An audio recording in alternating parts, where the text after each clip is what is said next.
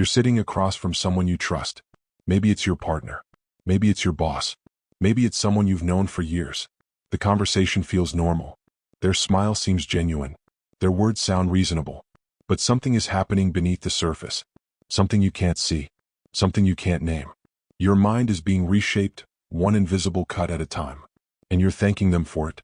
This is not a metaphor. This is not an exaggeration. Right now, in this moment, there are people in your life who know exactly how to slip past your defenses without triggering a single alarm. They've studied you. They've mapped your vulnerabilities. And they're using weapons so silent, so subtle, that by the time you realize what's happened, you'll question whether it happened at all. That's the genius of it. That's the horror of it. You've been played before. You just didn't know it. I've spent 15 years studying the psychology of manipulation. Not in classrooms. Not in textbooks. In interrogation rooms. In courtrooms. In the wreckage of lives destroyed by people who looked absolutely normal. And what I've learned will disturb you. Because the predators we fear most aren't the ones in ski masks breaking through windows at midnight. They're the ones sitting next to you at dinner. They're the ones texting you good morning.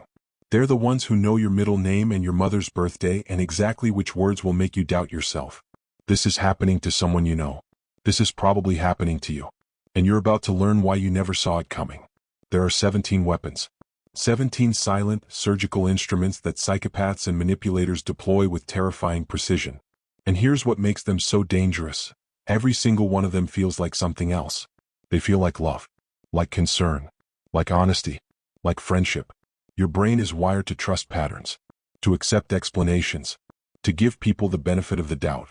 And that wiring is exactly what they exploit. So let me ask you something, and I want you to answer honestly, even if it's just to yourself. Have you ever felt crazy in a relationship that everyone else thought was perfect? Have you ever apologized for something and then couldn't remember why? Have you ever felt your reality shifting beneath your feet while someone stood there telling you everything was fine? If the answer is yes, keep listening. If the answer is no, keep listening anyway. Because the people who need this most never think it's about them. Let me tell you about Sarah. Successful marketing executive, sharp mind, strong personality, the kind of woman who doesn't take nonsense from anyone. She meets David at a conference. He's charming, intelligent, attentive in ways her ex-husband never was. Their first 3 months together feel like a dream. He texts her throughout the day. He brings her coffee the way she likes it. He listens when she talks about work stress. He remembers the small things. Sarah thinks she's finally found someone who sees her, who values her, who loves her the way she deserves. Then something shifts. It's so small she almost doesn't notice. David mentions her best friend Jessica. Says something casual, almost throwaway. He says Jessica seems a little competitive with her, a little jealous of her success. Sarah laughs it off, but the seed is planted. The next week, David mentions how Jessica interrupted her during dinner, how Jessica always seems to make things about herself. Sarah starts paying attention, and now she sees it. The pattern was always there, wasn't it? Jessica does interrupt. Jessica does redirect conversations. Within a month, Sarah is seeing her best friend of 12 years once a month instead of once a week. Within 3 months they barely talk. And Sarah doesn't even realize David orchestrated the entire thing. He never told her to stop seeing Jessica. He never issued an ultimatum. He simply inserted a lens. And Sarah looked through it. And her reality changed. This is called triangulation. And it's more common than you think. It's the art of controlling your relationships by controlling how you see other people. The manipulator positions themselves as the only one who truly understands you, the only one who truly cares. Everyone else becomes suspect. Your friends are jealous. Your family is overbearing. Your coworkers are undermining you. And slowly, gradually, like a python tightening its coils, you find yourself isolated. Not because anyone forced you, but because it made sense, because you saw it yourself. That's the brilliance of this weapon. It turns your own perception into their tool. Has anyone ever pointed out patterns in your other relationships that suddenly made you see those people differently? Has anyone ever positioned themselves as your only true ally while everyone else became questionable? If so, you've been triangulated. And the most terrifying part is this: you help them do it. But that's not the worst part. The worst part is that triangulation is just the beginning. It's weapon number 1. And it's designed to set up all the others. Because once you're isolated, once you're convinced that this person is the only one who truly sees you, they can deploy the deeper weapons. The ones that don't just change how you see others. The ones that change how you see yourself. Your mind is not entirely your own. Not anymore. Let me tell you about Marcus. Software engineer. Logical thinker. The kind of guy who solves problems for a living. He starts dating Lauren. She's everything his ex wasn't. Warm. Affectionate. Present. For the first 6 months, Marcus feels like he's finally breathing. Then one night they have a disagreement. Nothing major. Marcus mentions that Lauren said she'd be home by 8 and didn't show up until 10. He's not angry. He's just confused. But Lauren's face changes. She looks hurt. Wounded. She says she told him she'd be late. She definitely told him. Marcus replays the conversation in his head. Did she tell him? He was working from home that day. He was deep in code. Maybe he missed it. Lauren isn't mad. She's just concerned. She says this has been happening a lot lately. Him forgetting things. Not listening. She's worried about him. Is he stressed? Is work getting to him? Marcus apologizes. He feels terrible. He must have missed it. The next month it happens again. And again. Lauren tells him they're meeting her parents on Saturday. Saturday comes. Marcus has plans with his brother. Lauren is devastated. How could he forget? She told him 2 weeks ago. She's been talking about it for days. Marcus's brother confirms they had plans. But Lauren seems so certain. So hurt. So confused by his confusion. Marcus starts keeping notes. Writing things down. Double-checking conversations. He feels like his mind is slipping. He's always been sharp. Always been reliable. Now he can't trust his own memory. What Marcus doesn't know is that Lauren never told him about Saturday. She never mentioned being late that first night. She's rewriting history in real time. And he's accepting the revised version because the alternative is too disturbing. The alternative is that someone he loves is lying to him with surgical precision. And that's unthinkable. So he accepts that his mind is the problem. Your mind is not entirely your own. This is gaslighting. And it's named after a 1944 film where a husband manipulates his wife into thinking she's losing her sanity. But the movie didn't invent the technique. Just gave it a name. Gaslighting is the systematic dismantling of your trust in your own perception. It works because of a simple psychological principle. When your memory conflicts with someone else's certainty, your brain looks for the path of least resistance. And it's easier to doubt yourself than to accept that someone you care about is deliberately deceiving you. So your brain makes the trade.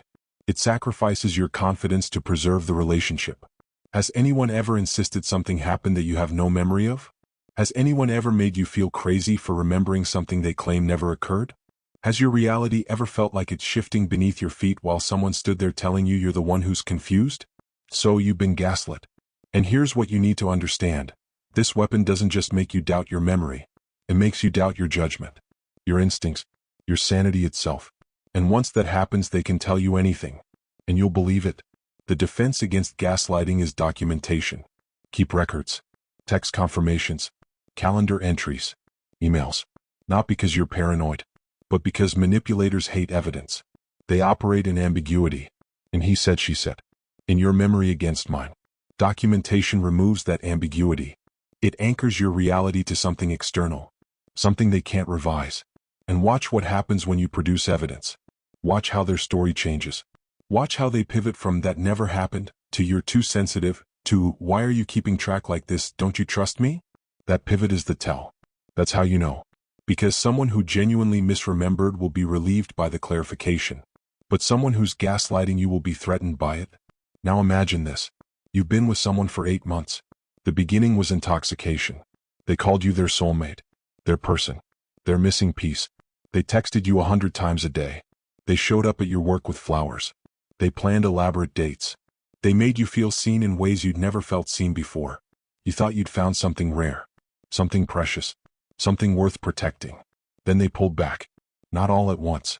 That would be too obvious. Just a little. Fewer texts. Less enthusiasm. More distance. You felt it immediately. That absence. That cooling. And it terrified you. Because you'd tasted something extraordinary and now it was evaporating. So you reached out. You tried harder. You became more available. More accommodating. More willing to overlook small things that bothered you. And just when you were about to give up, just when the pain became unbearable, they came back. Full force. The text resumed. The affection returned. The intensity reignited. And you felt relief flood through you. You felt grateful. You felt chosen again. And you had no idea you'd just been trained. Like a lab rat pressing a lever for an unpredictable reward. You've been played before. You just didn't know it. This is intermittent reinforcement. And it's the most addictive weapon in the manipulator's arsenal. Psychologists discovered decades ago that unpredictable rewards create stronger behavioral patterns than consistent ones. A slot machine is more addictive than a vending machine because you never know when the payout is coming. The manipulator knows this. They give you paradise. Then they withdraw it. Then they give it back. Then they withdraw it again. Your brain becomes obsessed with the pattern, with predicting it, with earning the good periods and avoiding the bad ones. You start walking on eggshells, monitoring their mood, adjusting your behavior, trying to be the version of yourself that brings back the good times. And you don't realize that the good times were bait. The withdrawal was training. And now you're hooked on a variable reward schedule that keeps you compliant, confused, and completely focused on them. Has anyone ever made you feel extraordinary and then withdrawn for no clear reason? Has anyone ever kept you guessing about where you stand? Has anyone ever made you work harder for attention they used to give freely? So you've been conditioned. And the cruelest part is this. The more unpredictable the pattern, the stronger the addiction becomes. The defense is recognizing the pattern. Once you see intermittent reinforcement for what it is, its power begins to dissolve. Consistent people are consistent. They don't swing wildly between adoration and distance. They don't make you feel like you're constantly auditioning for their approval. Real love is steady. Real respect is reliable. Variable reinforcement is manipulation. And the moment you stop chasing the high of their return, the moment you stop accepting the lows as normal, the pattern loses its grip on you. Stop. Listen to your gut. What is it telling you? Because your gut knows things your conscious mind hasn't processed yet. Your gut notices micro-expressions, tonal shifts, energy changes, the slight delay before they answer, the way they touch you less when they're planning something. Your gut is a threat detection system refined over millions of years of evolution. And manipulators fear it. That's why they work so hard to make you distrust it. That's why they call you paranoid, overreacting, too sensitive, too emotional. They're not describing you. They're disarming you. Your mind is not entirely your own, but your gut still is. Pay attention to it. Let me tell you about James. High school teacher. Kind man. Devoted father. He has a colleague named Rita. They've worked together for 3 years. Friendly. Professional. Nothing more. Then Rita starts coming to him with problems. Her husband doesn't understand her. Her friends have disappointed her. She feels alone. James listens because that's who he is. He offers advice, support, friendship. Rita is grateful. She tells him he's the only person who gets it. The only person who really sees her. She starts texting him after work. Nothing inappropriate. Just conversation. Just connection. James's wife notices. She's not jealous. Just concerned. She mentions that Rita seems to need a lot of his attention. James dismisses it. They're just friends. Rita needs support right now. He's helping. Then Rita has a crisis. Her husband left. She's devastated. She calls James at 11 at night, crying, desperate. James talks her through it. His wife wakes up, sees him on the phone, in the dark, whispering so he doesn't wake the kids. It looks bad, feels bad, but nothing has happened.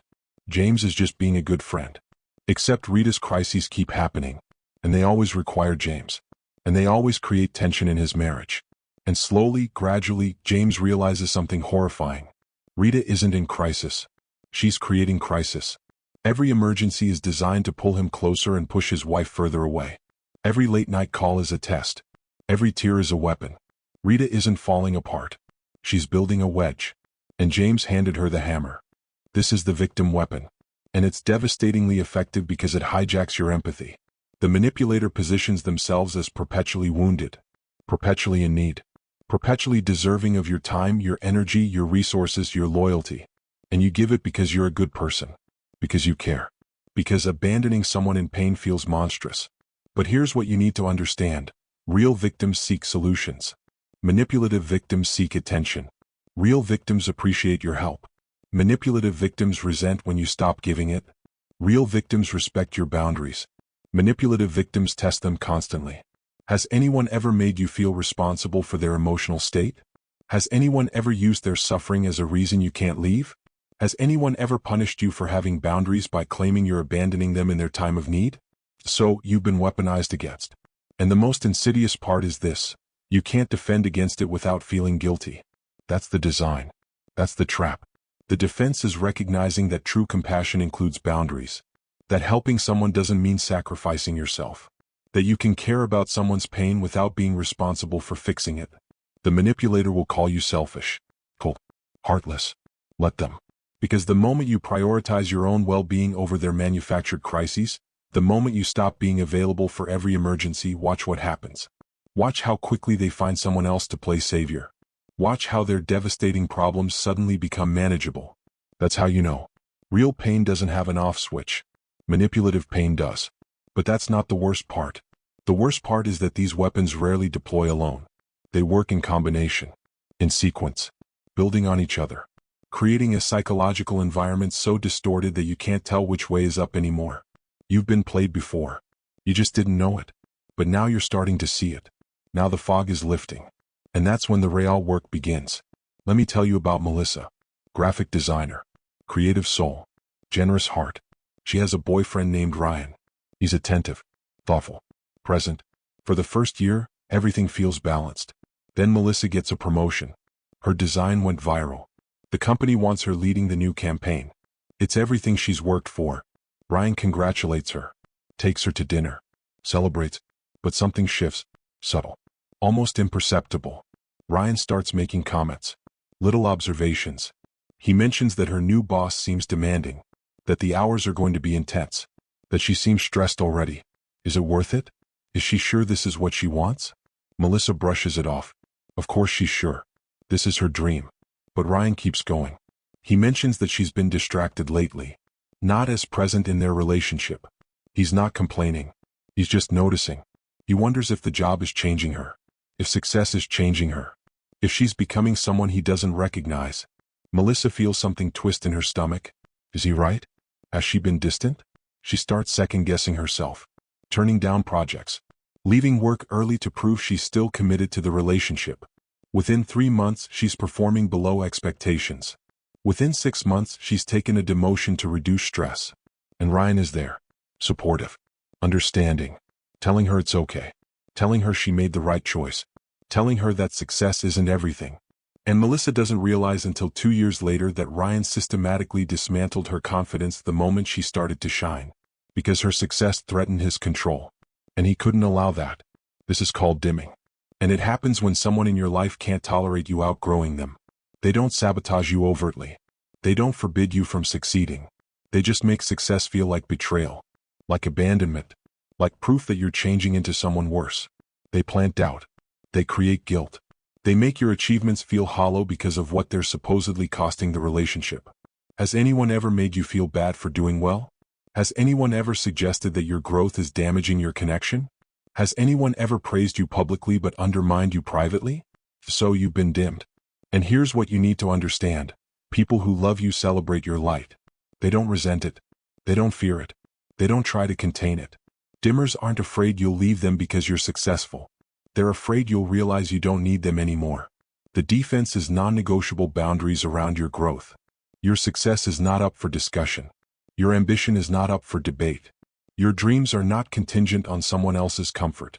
And if someone makes you choose between them and your potential, they're telling you exactly who they are. Believe them. Your mind is not entirely your own. Not yet. But it's starting to remember. It's starting to recognize the patterns, the weapons, the invisible cuts. And that recognition is power. That recognition is freedom. That recognition is the beginning of immunity. Let me tell you about David. Lawyer. Rational mind. Evidence-based thinker. He's in a relationship with Monica. Intelligent woman. Strong opinions. Passionate about politics, social issues, equality. David admires that about her. Then they have their first disagreement. Nothing major. A difference in perspective about something trivial. David states his view. Monica explodes. She accuses him of being insensitive. Privilege. Part of the problem. David is stunned. He wasn't attacking her. He was just expressing an opinion. He tries to explain, to clarify, to defend himself. But Monica doubles down. She's crying now. Hurt. Wounded by his words. How could he say something so damaging? Doesn't he understand the harm he's causing? David backs down. Apologizes. He didn't mean it that way. He's sorry. Monica accepts. But something has shifted. David is more careful now. More cautious about what he says. more aware that his words can apparently cause deep damage even when he doesn't intend them to. Over the next year, the pattern repeats. Every disagreement becomes a moral failing on David's part. Every boundary he tries to set becomes evidence of his toxicity. Every time he's hurt by something Monica does, she finds a way to make it about something he did first. She flips it, reverses it, makes him defend against accusations he didn't see coming. And David stops trusting himself, stops voicing concerns, stops believing his own feelings are valid.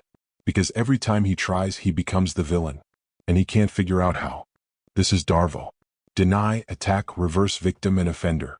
And it's one of the most psychologically destabilizing weapons in existence because it weaponizes your own moral compass against you.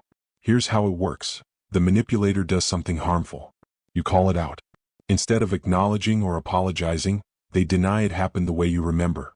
They attack your perception, your motives, your character. Then they reverse roles. Suddenly they're the victim of your accusation. And you're the offender for bringing it up. Your brain scrambles to make sense of this. You entered the conversation addressing their behavior. You exit it defending your own. And you don't even know how you got there. Has anyone ever turned your legitimate concern into an attack on them? Has anyone ever made you apologize for bringing up something they did?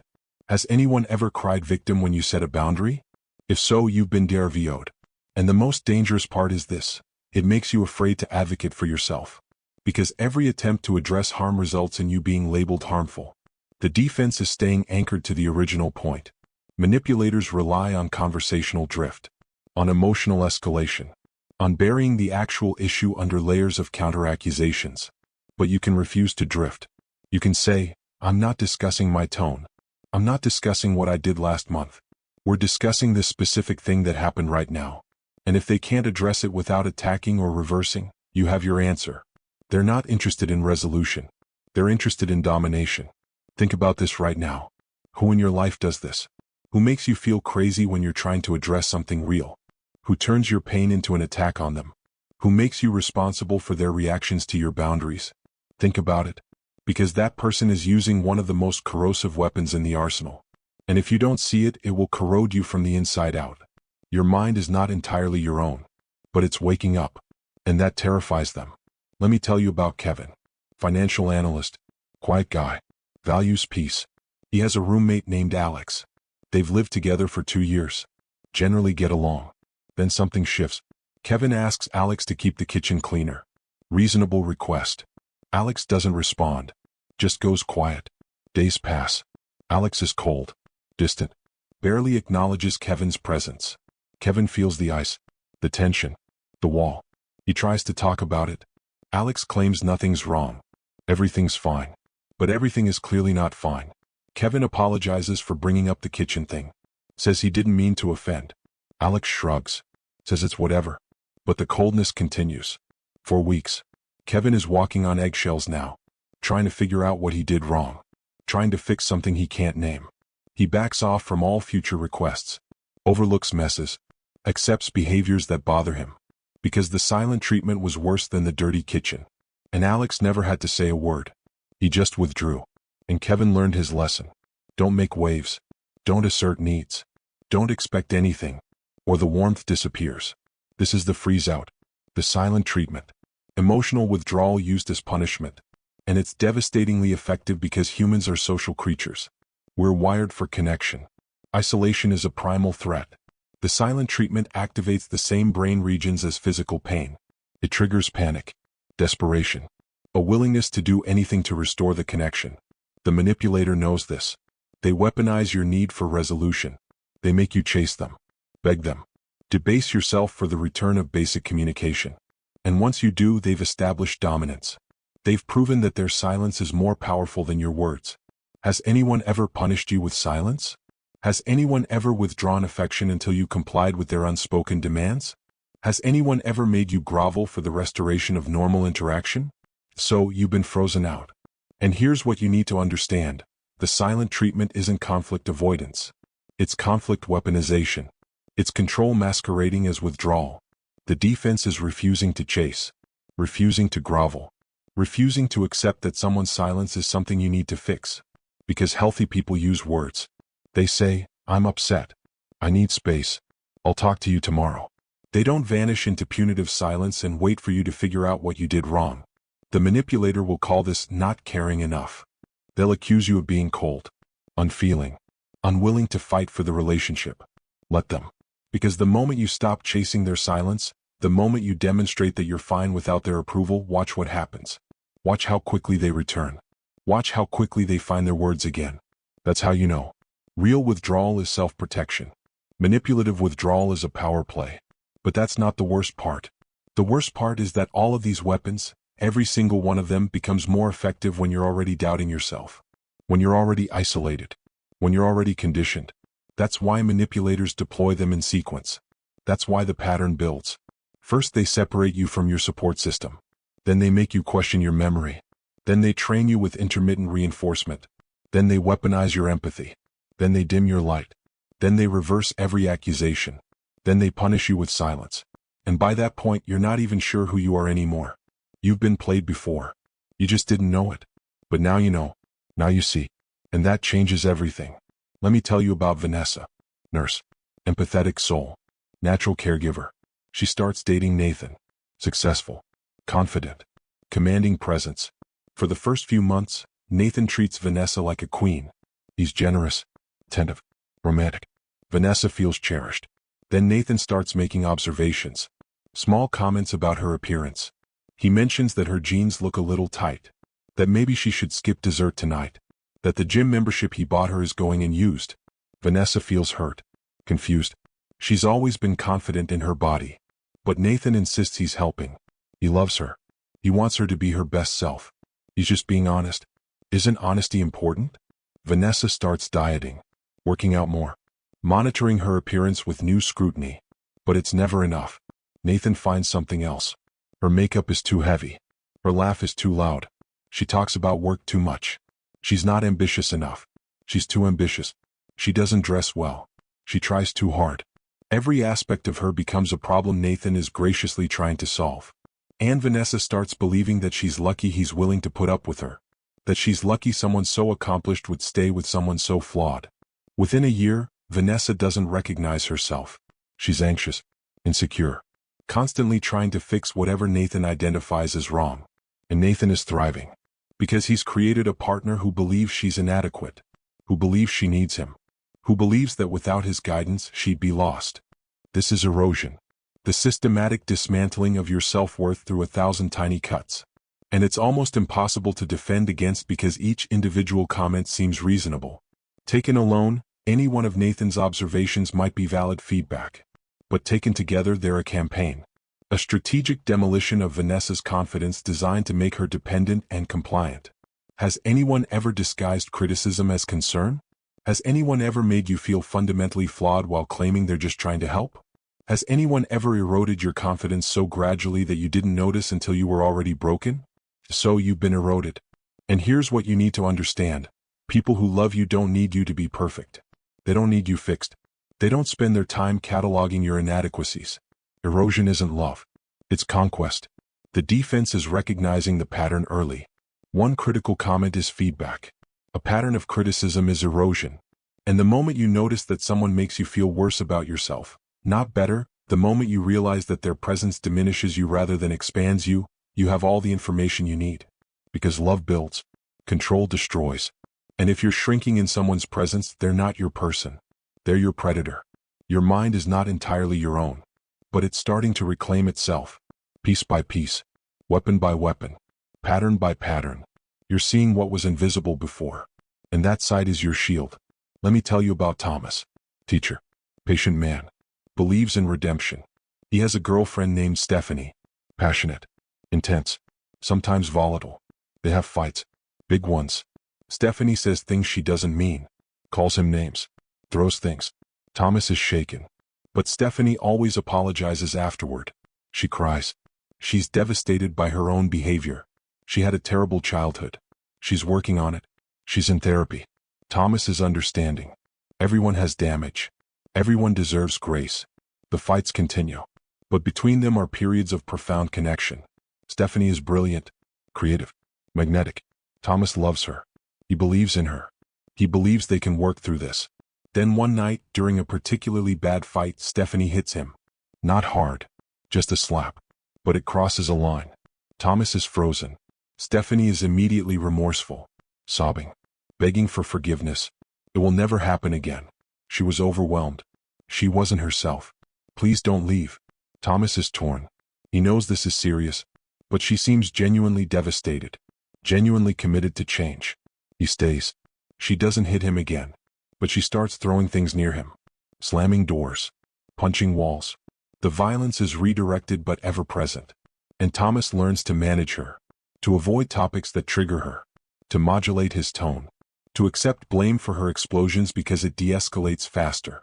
He's become a hostage negotiator in his own relationship, and he doesn't even realize it, because between the storms are moments of such tenderness that he convinces himself the good outweighs the bad, that love is supposed to be hard, that staying is noble, and he has no idea that he's trauma-bonded to someone who's systematically destroyed his ability to leave. This is the cycle. Violence, remorse, honeymoon. Violence, remorse, honeymoon. And it's one of the most powerful psychological traps in existence because it creates an addiction to relief. The violence creates unbearable tension. The remorse creates hope. The honeymoon creates the reward.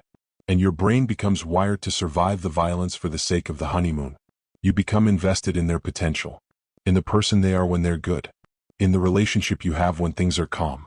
And you minimize the violence as aberrations, exceptions, stress responses, anything but what they actually are, weapons. Has anyone ever hurt you and then made you believe it was a one-time thing? Has anyone ever cycled between explosion and tenderness so predictably that you could almost set your watch by it? Has anyone ever made you responsible for preventing their violence by managing their emotions for them? So you've been cycled. And here's what you need to understand. This pattern doesn't get better.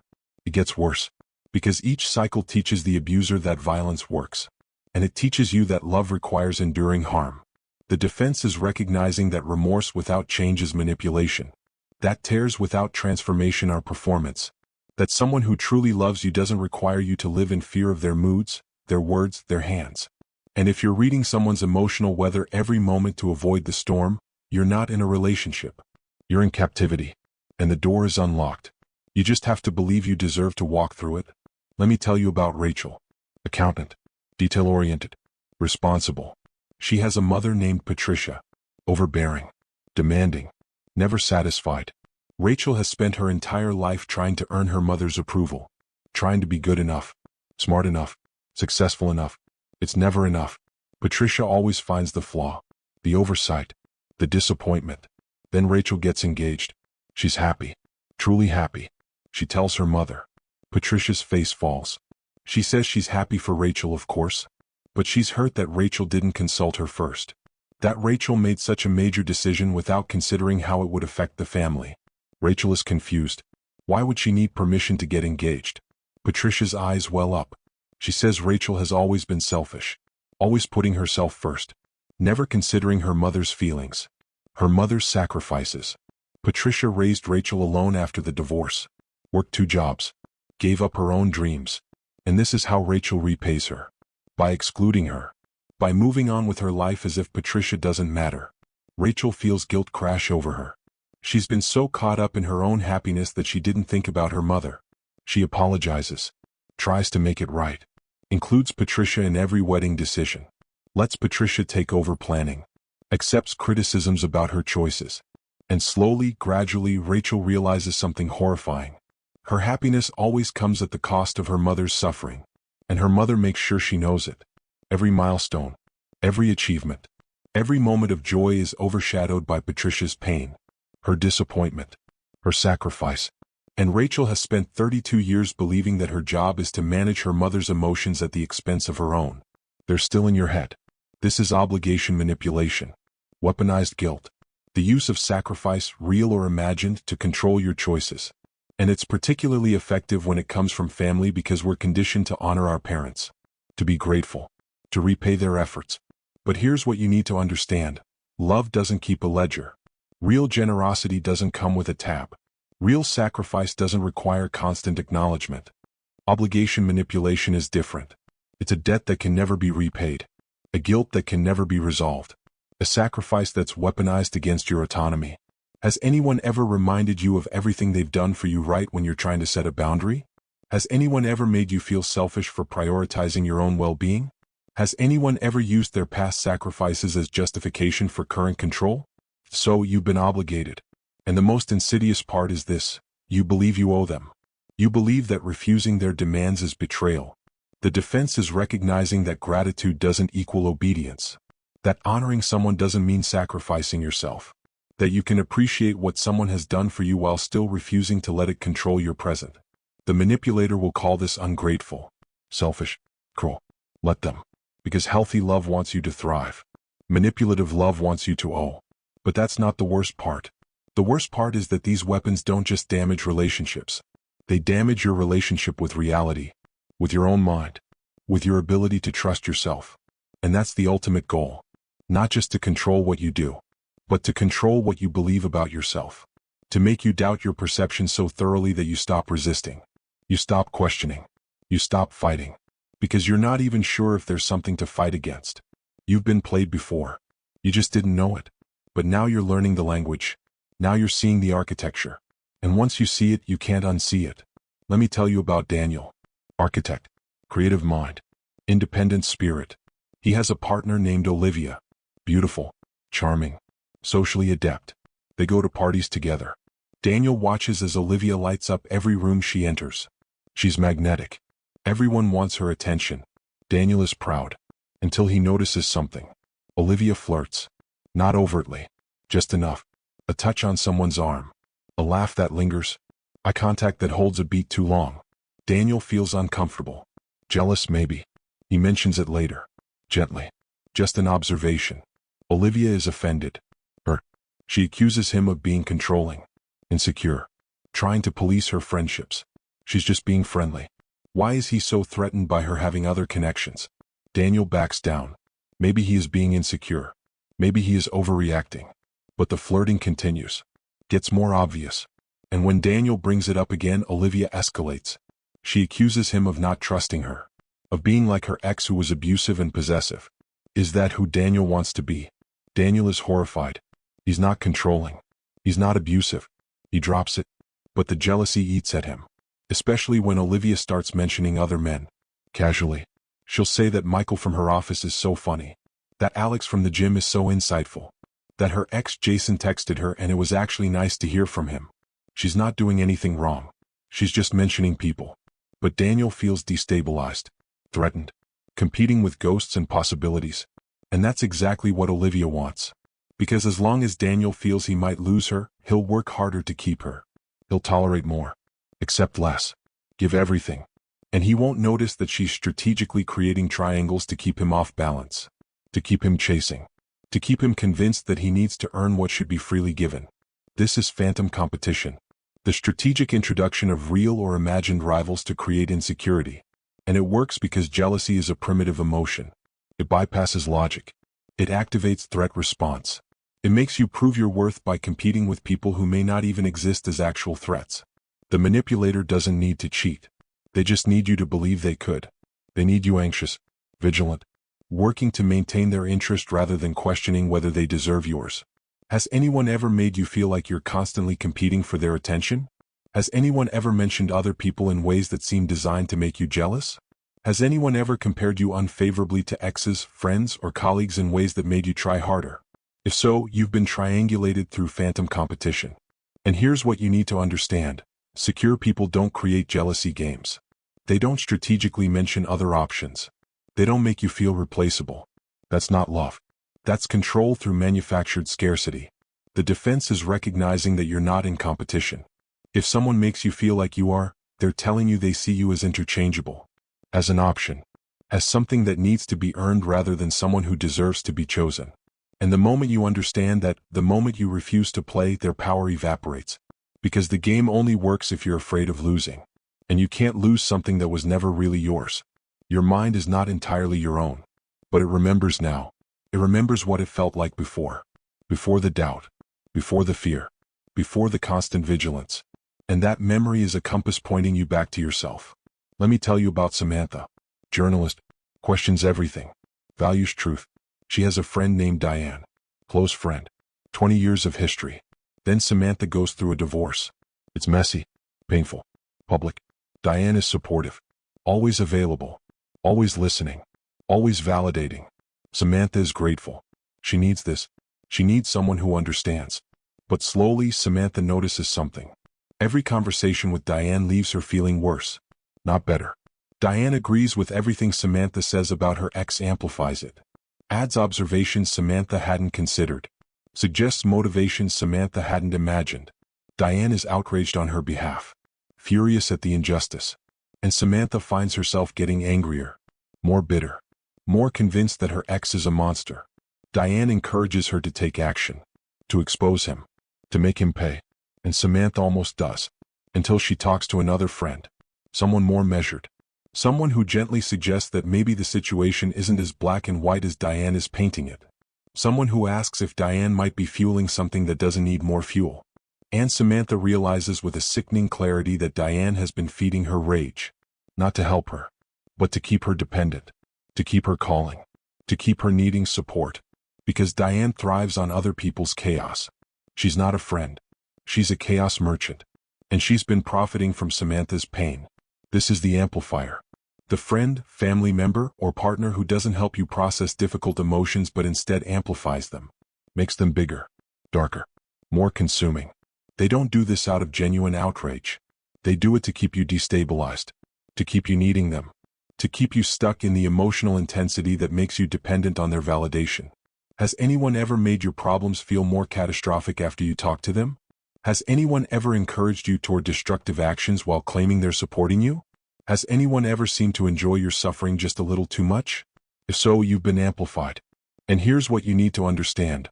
Real support helps you find clarity. Manipulative support keeps you confused. Real friends help you heal. Amplifiers keep the wound open. The defense is noticing how you feel after interactions, not during, after. Because manipulators are skilled at making the conversation feel supportive in the moment. But when you leave, when the adrenaline fades, you feel drained. Worse, more confused. That's the tell. Trust that. Honor that. And start creating distance from people who consistently leave you feeling more broken than you were before. Wait, let that sink in. Because you've been surrounded by weapons your entire life and you've been calling them love, calling them friendship, calling them family, calling them normal. And they've been cutting you this whole time. Invisible incisions you couldn't name, couldn't see, couldn't defend against. But now you see them. All 17 of them. And that sight changes everything. Your mind is not entirely your own, but it's starting to come back. And the people who've been wielding these weapons against you are terrified of that. Because their power depended on your blindness. And you're not blind anymore. Let me tell you what happens next. When you start recognizing these weapons. When you start defending yourself. When you start setting boundaries and questioning and refusing to accept what you've always accepted. The manipulators escalate. They have to. Because their control is slipping. So they deploy the final weapon. The most dangerous one. The one that's hardest to defend against because it masquerades as concern, as love, as desperation. Let me tell you about Eric. Social worker. Helps people for a living. He's in a relationship with Hannah. Volatile. Intense. Unpredictable. Eric has been learning. He's been recognizing the patterns. The gaslighting. The intermittent reinforcement. The victim playing. He's been setting boundaries. Saying no. Calling out behavior. And Hannah is panicking. She can feel him pulling away. So she escalates. One night, after Eric refuses to cancel plans with his friends, Hannah locks herself in the bathroom. She's crying. Hyperventilating. Eric knocks on the door. Concerned. Hannah says she can't do this anymore. Life is too hard. Everything is too much. Eric's heart stops. Is she threatening suicide? He's begging now. Pleading with her to open the door. To talk to him. Hannah eventually emerges. She says she's okay. She just had a moment. But Eric is shaken. Terrified. He cancels his plans. Stays with her. Makes sure she's safe. And Hannah has learned something powerful. That threat, implicit or explicit, is the ultimate reset button. The ultimate weapon. Because Eric can't leave now. Not when she's fragile. Not when she might hurt herself. What if he leaves and something happens? He'd never forgive himself. So he stays. And Hannah uses that threat, that fear, that possibility, to erase every boundary he tries to set. And Eric becomes a hostage. Not to violence, but to the threat of self-violence. And it's the cruelest weapon of all. This is the final weapon. The hostage play. The suggestion, implicit or explicit, that their well-being is your responsibility. That if you leave, if you set boundaries, if you prioritize yourself, something terrible will happen. And it will be your fault. And this weapon is particularly insidious because it weaponizes your empathy, your compassion, your fear of causing harm. But here's what you need to understand. You are not responsible for someone else's choices. You are not responsible for their mental health. You are not responsible for keeping them alive by sacrificing yourself. Real people in crisis seek help from professionals. Manipulators in crisis seek control from you. Real suicidal ideation needs intervention. Manipulative suicidal threats need boundaries. And yes, sometimes the line is blurry. Sometimes you can't tell. But here's the pattern. If the threat only appears when you're trying to leave or set a boundary, it's a weapon. If it disappears when you comply, it's a weapon. If they refuse professional help but demand your presence, it's a weapon. The defense is taking every threat seriously by involving professionals, not by sacrificing yourself. Call emergency services. Contact their family. Inform their therapist. Do everything a responsible person should do. But do not stay in a toxic situation because someone is weaponizing your fear of their self-harm. Because that's not love. That's hostage-taking. And you cannot heal someone by letting them destroy you. You've been played before. You just didn't know it. But now you do. Now you've seen all 17 weapons. The triangulation that isolates you. The gaslighting that destabilizes your reality. The intermittent reinforcement that addicts you. The victim playing that weaponizes your empathy. The dimming that contains your light. The DARVO that makes you the villain. The freeze-out that punishes your boundaries. The erosion that destroys your confidence. The cycle that trauma bonds you. The obligation that guilts you into compliance. The phantom competition that keeps you insecure. The amplification that feeds your chaos. And the final hostage play that traps you through fear. 17 weapons. 17 silent, surgical instruments. And you've encountered most of them. Maybe all of them. In your relationships. In your family. In your workplace. In your friendships. They've been there all along. And now you see them. So what do you do with this knowledge? How do you move forward now that you know what's been done to you? How do you trust anyone again? How do you open yourself up when you've learned that connection can be weaponized? Here's the truth, and it's both devastating and liberating. Not everyone is a manipulator. But manipulators are everywhere. And the only way to protect yourself is to become fluent in their language. To recognize the patterns early. To trust your gut when it tells you something is wrong. To set boundaries without guilt. To walk away without explanation. To prioritize your reality over someone else's revision of it. The manipulators in your life will call this paranoid, cold, damage. They'll say you're being too sensitive, too suspicious, too guarded. Let them. Because what they're really saying is that you're no longer easy to manipulate. You're no longer accommodating. You're no longer willing to sacrifice your sanity for their comfort. And that terrifies them. Because their power was built on your ignorance, on your compassion, on your benefit of the doubt. And you're taking that back now. You're reclaiming your mind, your reality, your autonomy. Your mind is not entirely your own. Not yet. But it's coming back. Piece by piece. Weapon by weapon. And every pattern you recognize is a piece you reclaim. You're going to make mistakes. You're going to doubt yourself. You're going to encounter manipulators so skilled that you won't see the weapons until you're already bleeding. That's okay. That's part of the learning. But you're armed now. You have language for things that were nameless before. You have framework for chaos that seemed random. You have power in situations where you felt powerless. And that power is knowledge. The knowledge that these weapons exist. That they're being used. That you've survived them before and you'll survive them again. But this time you'll see them coming. There's someone in your life right now. Someone you're thinking about. Someone these patterns describe. You felt it while I was talking. That recognition. That sickening clarity. That oh God moment when the pieces finally assembled into a picture you didn't want to see. Trust that. Honor that. Act on that. Because your gut knew before your mind did. Your gut has been screaming this whole time. And you've been trained to doubt it. To dismiss it. To override it with logic and explanations and benefit of the doubt. But your gut was right. It's always been right. And now your mind has caught up. Now you have vocabulary. Now you have evidence. Now you have permission to believe what you've always felt. So here's what I want you to do. I want you to go back through your relationships. Your history. The people who made you feel small. Crazy. Broken. Difficult. I want you to ask yourself which weapons they used. Was it gaslighting that made you doubt your memory? Was it intermittent reinforcement that kept you hooked? Was it the victim weapon that made you feel responsible for their pain? Was it erosion that made you believe you were fundamentally flawed? Name them. All of them. Because once you name them, they lose their magic. Once you see the trick, the illusion collapses. And the person who seems so powerful, so certain, so justified, reveals themselves as what they always were. Someone using psychological weapons against an unarmed opponent. But you're not unarmed anymore. You're dangerous now. Not to good people. Good people have nothing to fear from your boundaries, from your awareness, from your self-protection. But manipulators do. Because you're the nightmare scenario for them. You're someone who knows their playbook. Someone who can see their weapons before they're deployed. Someone who won't gaslight themselves on their behalf. Someone who won't stay out of obligation or fear or guilt. Someone who trusts their own reality more than someone else's revision. That's what you are now. And they can feel it. That shift. That awakening. That refusal to play the game. And they will try everything to pull you back. They'll love bomb you. They'll threaten you. They'll play victim. They'll promise change. They'll involve others to pressure you.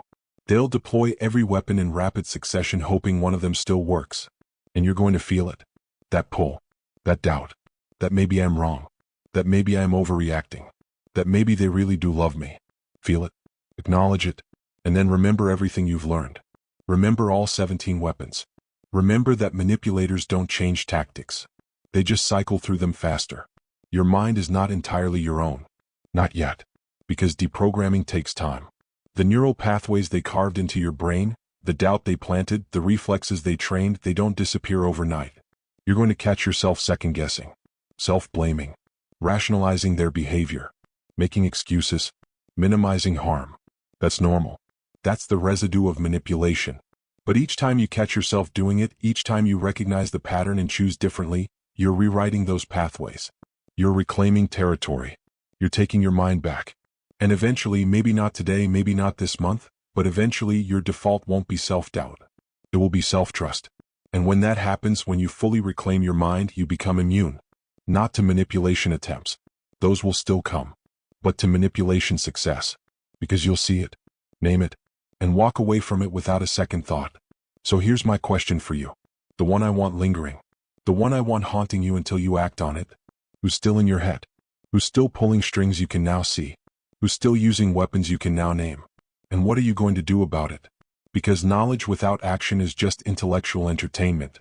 You can know every weapon in the arsenal and still let someone wield them against you if you don't act. If you don't set boundaries. If you don't walk away. If you don't choose yourself over someone else's control. So what are you going to do? Are you going to keep tolerating behavior you can now identify as abuse?